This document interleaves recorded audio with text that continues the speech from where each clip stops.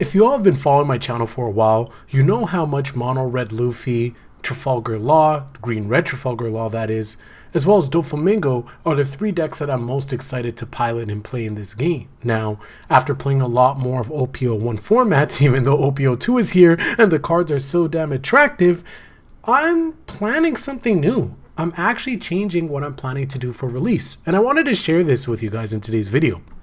Now, for the Japanese release, there was a shortage of product and thus cards being extremely expensive.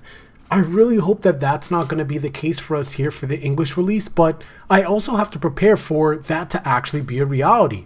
And because of that, the decks that I'm playing is actually going to change. In fact, Mono Red Luffy is a really good deck. I made a video earlier this week, go ahead and click the card in the top right, where I talked about why I think Mono Red Luffy is actually an S tier deck.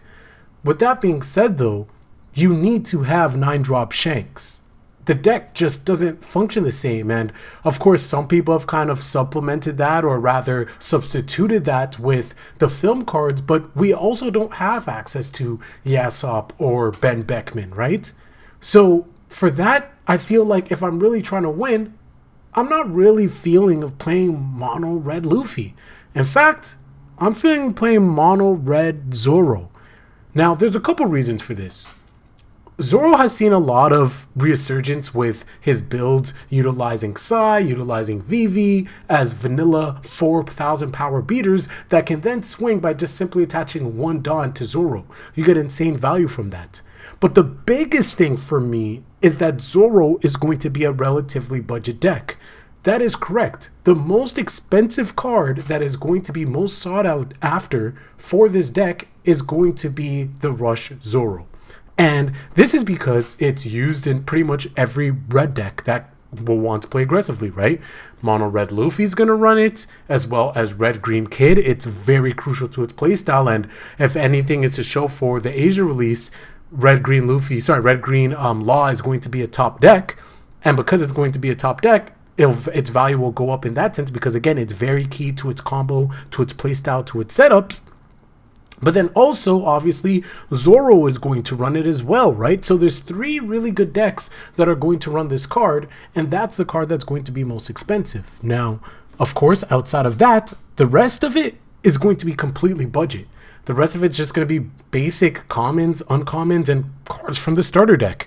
It's going to be something where I'll be able to pick up right away and just start competing with and hopefully performing well at events.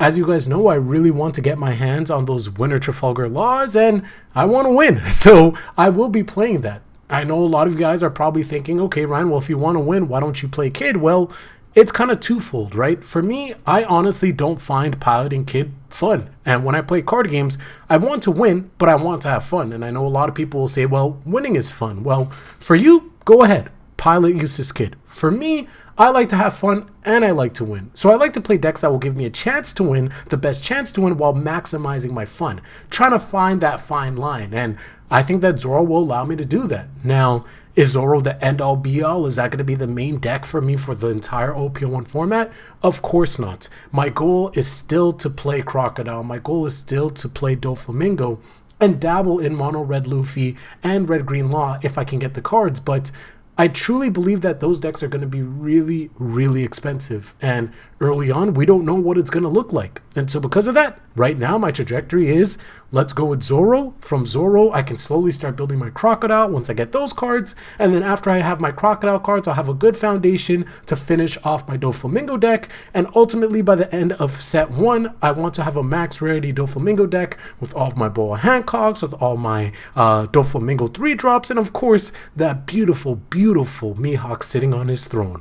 That is my plan right now, guys. I'm very curious. What do you guys think about this new updated plan that I have? Do you guys agree? Do you guys disagree? What are your plans? Let me know in the comment section below, and your comment could be showcased at the end of my next video. But let's go ahead and talk about the comment from yesterday's video.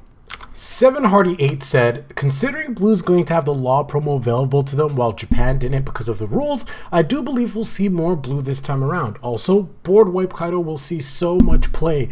Hardy, I have to agree. Of course, if you guys don't know, the promo cards are going to be available from day one. It's already confirmed, meaning we are going to have the amazing Trafalgar Law, where if your opponent has 6 cards in their hand, you could shave off 1 life. I feel like that card is going to allow Crocodile to see a lot more play early on in our format, and because of that, who knows, maybe Red might take a hit in terms of how good it is, but who knows. As well as Kaido, of course, I could definitely see Board Wipe Kaido having a ton of play, as well as the promo Kaido. Don't sleep on it as well, right? The promo Kaido as well from the tournament packs is going to be really good in order to give you that extra Dawn at the end of your turn. So with that being said, guys, make sure to leave a comment in today's video down below. Like I said, you'll have your chance to have your comment read in my next video. Make sure to like, subscribe, share with a friend, all that good stuff.